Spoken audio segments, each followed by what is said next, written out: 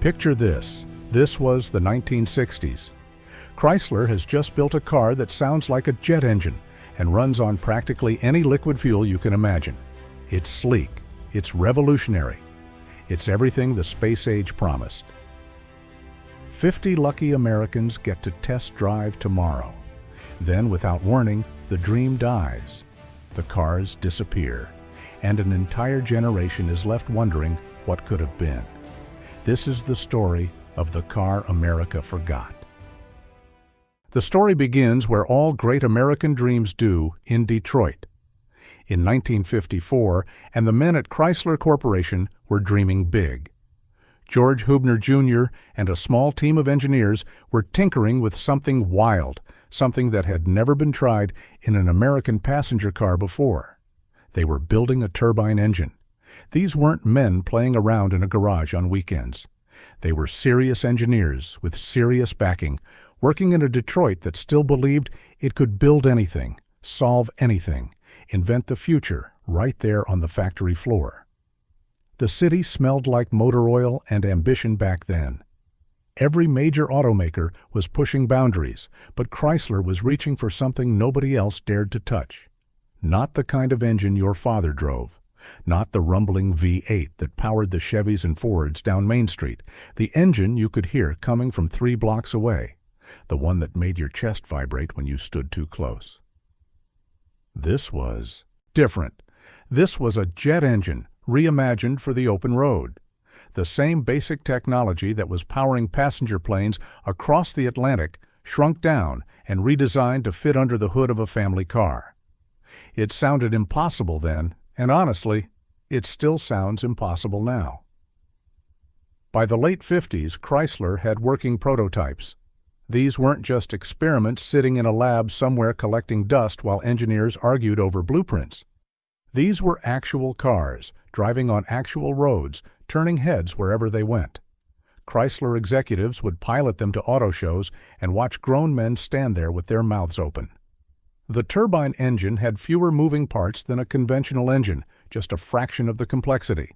It was lighter, it ran smoother, no pistons hammering up and down, no violent combustion rattling your fillings loose, just a steady, almost serene spin.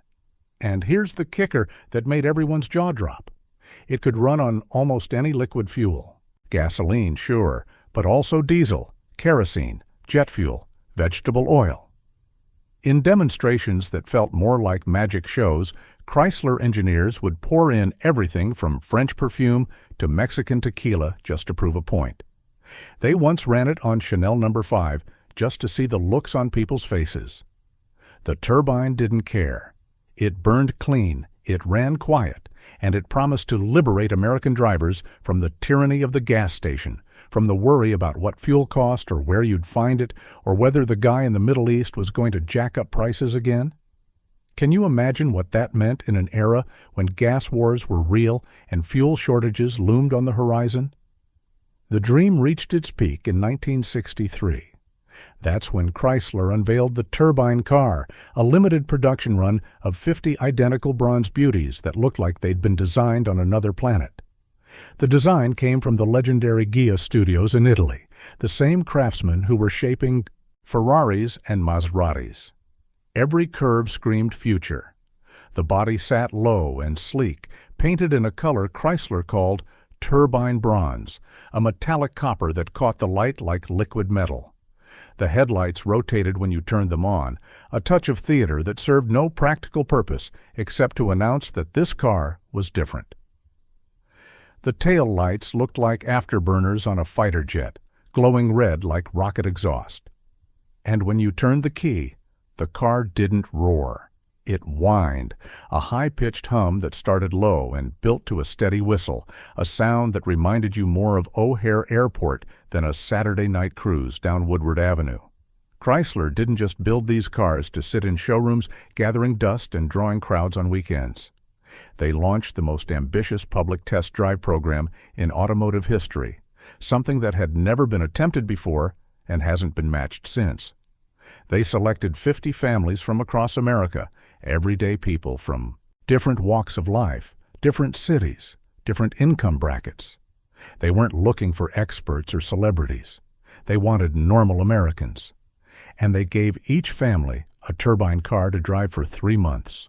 No charge, no strings. Just drive it. Live with it.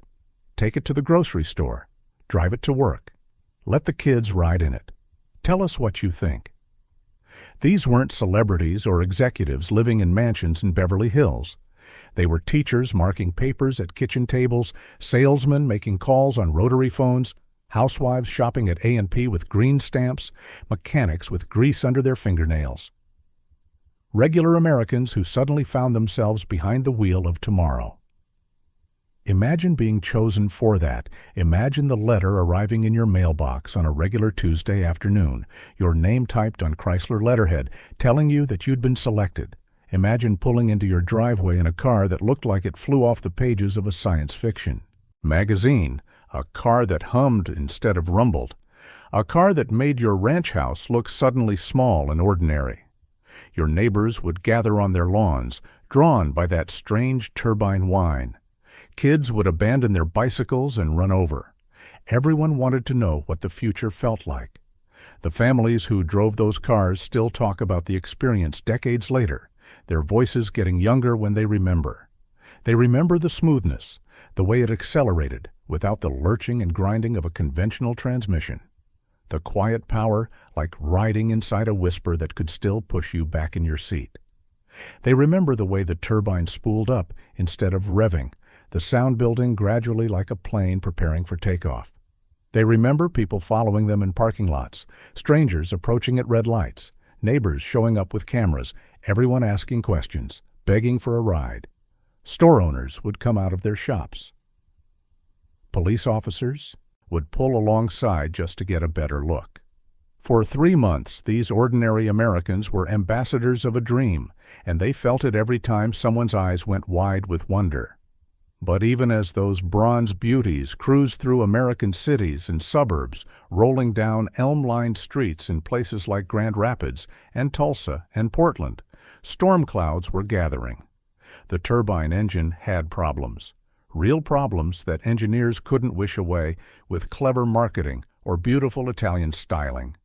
It guzzled fuel like a thirsty giant, ironically enough, for a car that could burn anything you poured into it.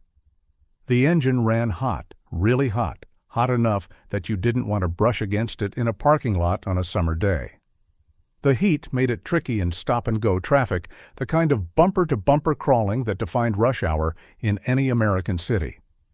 And while it was smooth as silk on the highway, cruising at 60 with the windows down and the radio playing, the lag time when you pressed the gas pedal felt strange to drivers used to instant response. You'd push down and wait, just a heartbeat, just a moment, but long enough to feel unnatural. The future had a learning curve. There was something else too, something harder to measure, but impossible to ignore. The traditional auto industry wasn't ready for this kind of disruption. Mechanics didn't know how to work on turbine engines.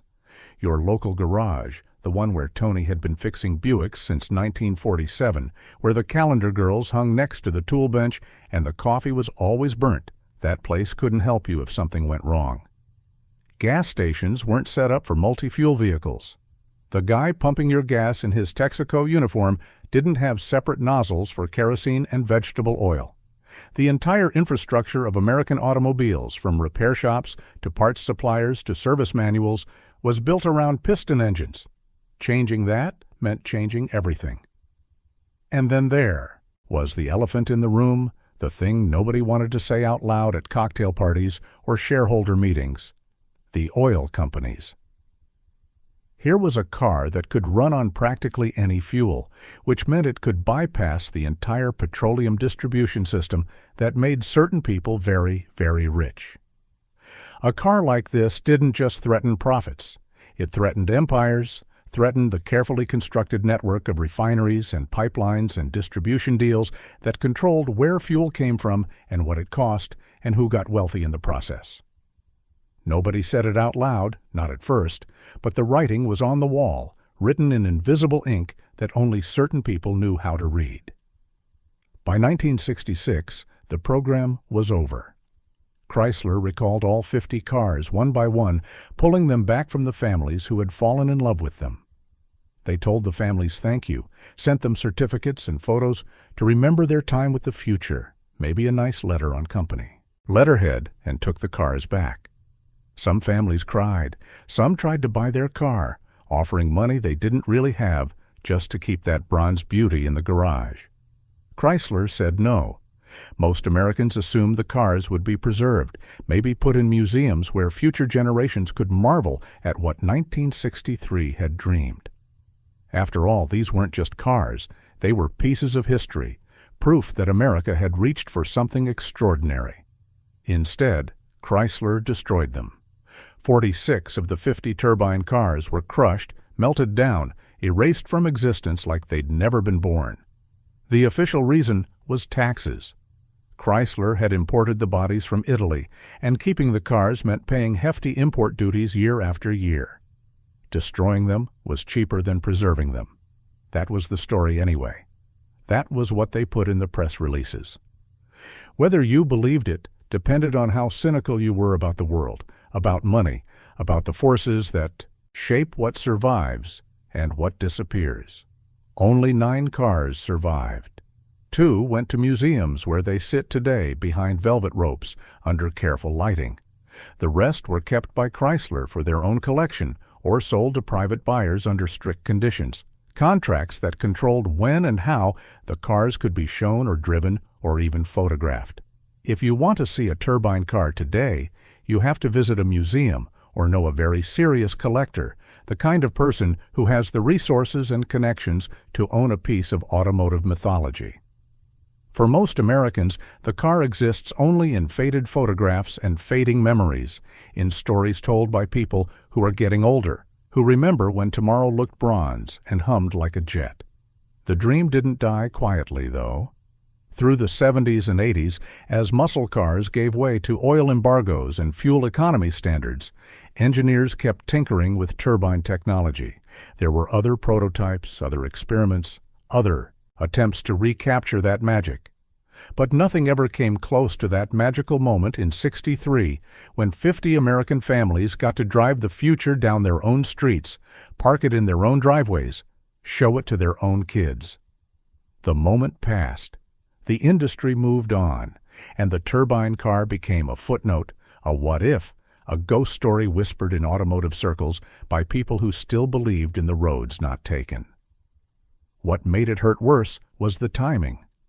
This was the space age, when anything felt possible if you were brave enough to reach for it.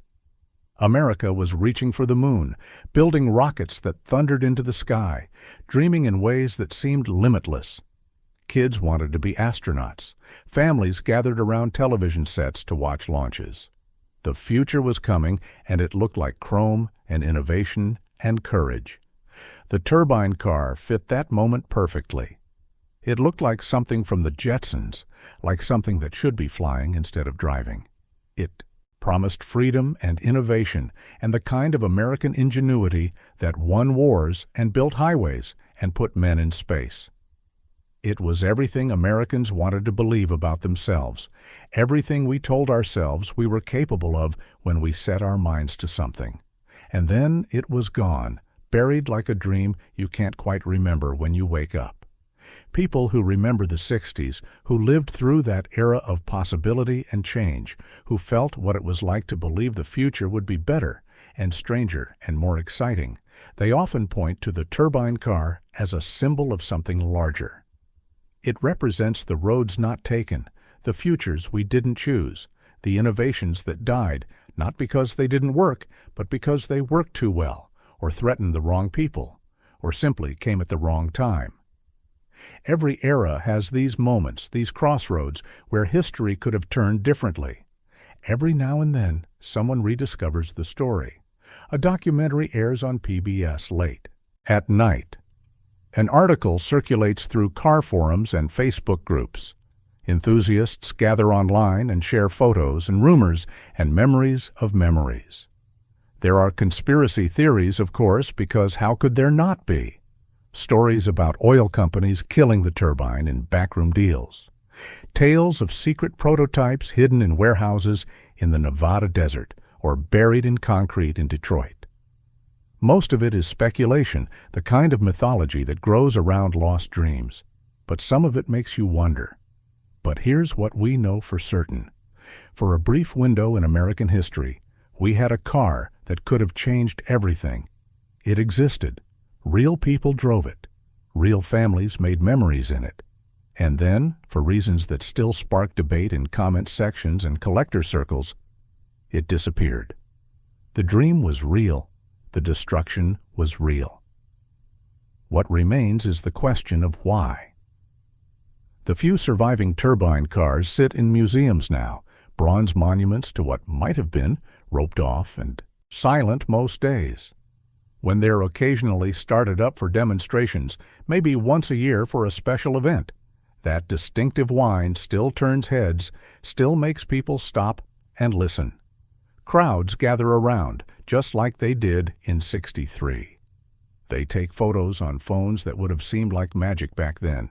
They ask questions, they wonder, and for a moment, the future is alive again. They crush the cars, but they couldn't crush the memory. Somewhere in America, there are still people who remember that turbine whine, who rode in those bronze beauties as kids, who watched them glide down Main Street like visitors from tomorrow. The turbine car proved we could build anything, run on anything, imagine anything. Then it proved we could give it all up just as easily. That's the harder truth, the one that still stings. What automotive memory haunts you? What innovation do you wish had survived? Leave a comment and keep the story alive, because some futures deserve a second chance.